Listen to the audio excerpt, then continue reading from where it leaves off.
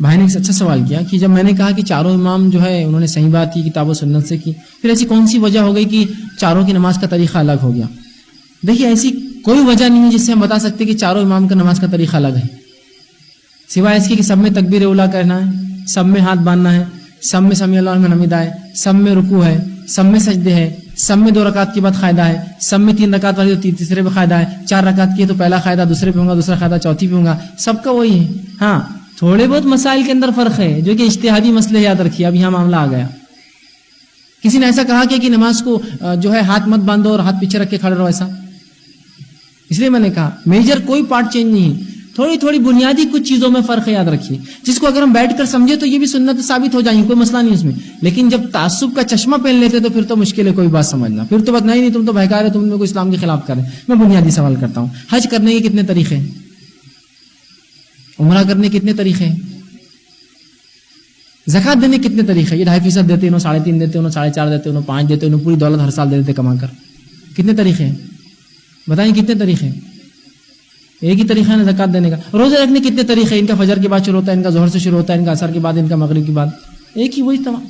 تھوڑے بہت چیزیں ہوتی ہیں جس سے فرق ہوتا ہے، جو علماء کا اجتہاد کا یہ فرق ہوتا ہے، یاد رکھیے، اس کو سمجھنے کی ضرورت ہے۔ تو 4 الگ طریقے ہو ہی نہیں سکتے، طریقہ وہی ہے جو سنت ہے کہ تمام ارکان ہو رہے، سوائے اس کے جو نبی اکرم صلی اللہ علیہ وسلم سے صحیح احادیث سے ایک ہی معاملے میں 2-3 الگ عمل آتے ہیں، اس کو اختیار آپ کر سکتے ہیں، اس میں مسئلہ نہیں ہے، سمجھ رہے آپ بات کو، لیکن وہ الگ نہیں ہے کچھ بھی۔ جیسا کہ آپ صلی اللہ علیہ وسلم جو ہے رکوع میں جاتے تو کبھی جو ہے سبحان رب العظیم پڑھتے، کبھی سبحان رب العظیم و بحمدہ پڑھتے، کبھی اس کے علاوہ بھی پڑھتے سمیع اللہ لمن حمدہ ربنا لک الحمد، کبھی ربنا ولک الحمد، ربنا ولک الحمد حمدا کثیرا طیبا مبارکا فیہ، کبھی اس سے بھی لمبی لمبی طویل دعائیں پڑھتے۔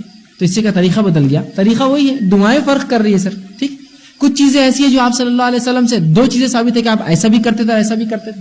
کچھ چیزیں تو ایسی جس کے اندر اجتہادی مسئلہ، جیسا مثال کے طور پر حدیث میں الفاظ ہے آپ صلی اللہ علیہ وسلم رکوع کے بعد جب اٹھتے تو ویسا کھڑے ہوتے جیسا پہلے کھڑے تھے، لیکن کیسا راوی حدیث نہیں بتاتے، خالی بول دیا اس نے۔ اب ظاہر سے کچھ چیز ہوتی ہے جو دیکھے بغیر سمجھ میں نہیں آتی کیسا کیا، تو کچھ علماء کہتے ہیں اور کچھ لوگوں کا عمل بھی ہوتا ہے، جب سمیع اللہ لمن حمدہ کہتے تو ہاتھ باندھ لیتے ہیں، ہے نا، اور کچھ ہاتھ چھوڑ کر کھڑے رہتے ہیں، ہے نا، ایسی ہوتا ہے نا۔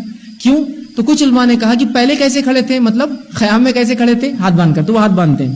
کچھ نے کہا نہیں، پہلے سے مراد نماز سے پہلے کیسے کھڑے تھے، ہاتھ چھوڑ کر، تو ہاتھ چھوڑ کر۔ اجتہادی مسئلہ، اختیار دے دیجیے امت کو، جو کرنا ہے کیجیے اس معاملے میں۔ اس معاملے میں کوئی حنفی، شافعی اور مالکی کا فرق نہیں، یاد رکھیے، سمجھ رہے آپ بات کو۔ اب ہم خاموخواہ اماموں کے نام لے کر اپنا مفاد نکالے تو یہ ایک الگ مسئلہ ہے، پھر اپنی بات منوا یہ الگ مسئلہ ہے۔ دوسرا، ایسے بہت سے مسائل تھے جن مسائل میں صحابہ تک کچھ بات نہیں پہنچی تھی، تو میں سمجھتا ہوں جب صحابہ تک نہیں پہنچی تو تابعین تبع تابعین سے بھی چوک ہو سکتی ہے۔ جیسے مثال کے طور پر عبداللہ ابن مسعود رضی اللہ عنہ پوری زندگی تطبیق کرتے رہے، ان تک وہ روایت کبھی نہیں پہنچی کہ رسول اللہ جو گھٹنے پہ ہاتھ رکھتے تھے رکوع کے اندر، تو عبداللہ ابن مسعود رضی اللہ عنہ اس معاملے میں ان کی پکڑ نہیں ہے، اس لیے کہ جو سنت رسول دیکھی تھی اس پہ عمل زندگی بھر کرتے رہے، کیونکہ ان تک وہ بات پہنچی نہیں تھی، ٹھیک۔ اسی طرح بہت سے ایسے صحابہ تھے جو متا کو جائز سمجھتے تھے۔ متا سمجھتے آپ، کانٹریکٹ میرج ہوتا ہے۔ نبی اکرم صلی اللہ علیہ وسلم نے حجۃ الوداع میں، مطلب فتح مکہ کے بعد اعلان کیا تھا کہ اب سے جو ہے متا حرام ہے، اس کی اجازت مجھے دی گئی تھی، اب ختم کر دیا گیا۔ لیکن بہت سے صحابہ جو دور نکل گئے تھے وہ عمل کرتے رہے اس پر، متا پر، کانٹریکٹ میرج، 1 سال کی شادی، 2 سال کی شادی، 6 مہینے کی شادی کرتے رہے۔ عمر ابن خطاب کے دور میں آپ نے سختی سے لاگو کیا قانون، جو یہ کرتا سزا دی اور بتایا کہ یہ حرام ہو چکا تھا، سمجھے، تو پتہ چلا کچھ صحابہ کو علم تھا، انہوں نے عمل کیا۔ اسی طرح پورا علم ذخیرہ حدیثوں کا اماموں کے دور میں بھی جمع نہیں ہوتا، یاد رکھیے، وہ تو ہو رہا تھا، بس ابتدائی دور تھا، بالکل پرائمری سٹیجز تھے وہ۔ تو اگر کچھ بات ان تک نہ پہنچی ہو، اور جب بات نہ پہنچی ہو تو وہ ایک عمل پر عمل کرتے رہے، تو اس کا مطلب یہ تو نہیں ہم اس پہ اڑ جائیں گے، نہیں وہ جو کر رہے تھے ہم ہی کریں گے، جبکہ سنت بعد میں آئی ہے نا۔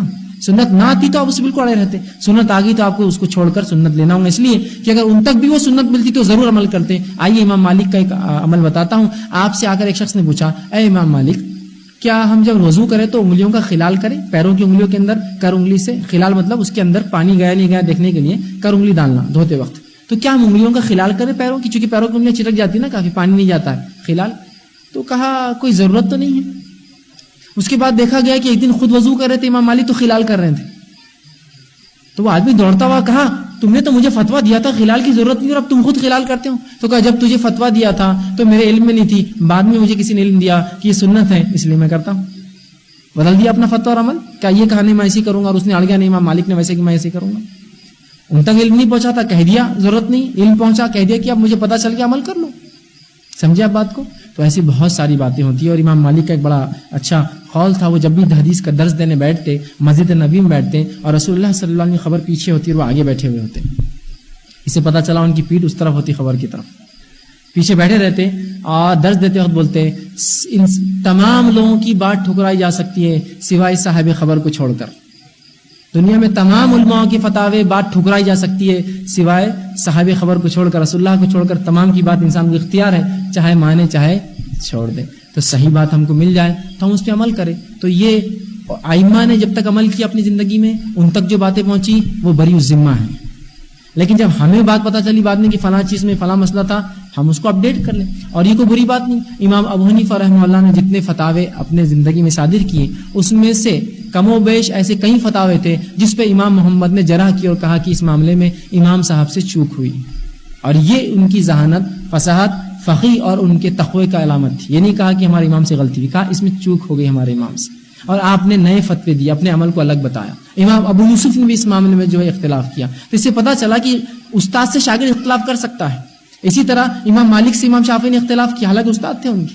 سمجھا بات کو؟ بتانے کا مقصود یہ ہے اصل چیز ہے کتاب و سنت, آ جائے تو تسلیم, جب اس سے ثابت نہ ہو تو پھر آپ کو اختیار ہے, آپ الگ الگ علماء کی اجتہاد پر عمل کر سکتے ہیں. تو اس کا طریقہ بھی سنت سے ثابت ہے, بس اتنا ہے کہ ہم کو دیکھنا ہے, پڑھنا ہے, جہاں سنت واضح عمل کر لیجئے, جہاں اجتہاد کا مسئلہ ہے اس پہ آپ جو ہے چھوڑ دیجئے, انسان کو چاہے تو کرے چاہے تو نہ.